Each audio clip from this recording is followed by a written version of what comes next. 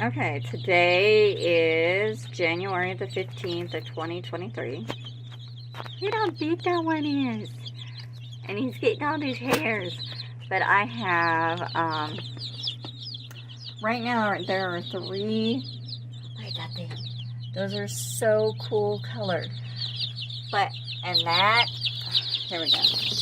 That baby right there, I am hoping is a rooster. Because if it's a rooster, I know where he's going. I know who he's going to get with. But I have 3 different, I do staggered hatches. So I have 3 different hatches in here. And that is one of my newest babies. It's kind of hard to tell because some of them, even though they're the same breed, are like way bigger than the others.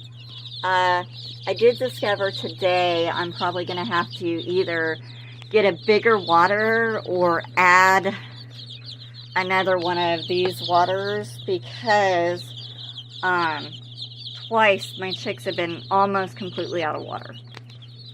So, but that is all the babies today.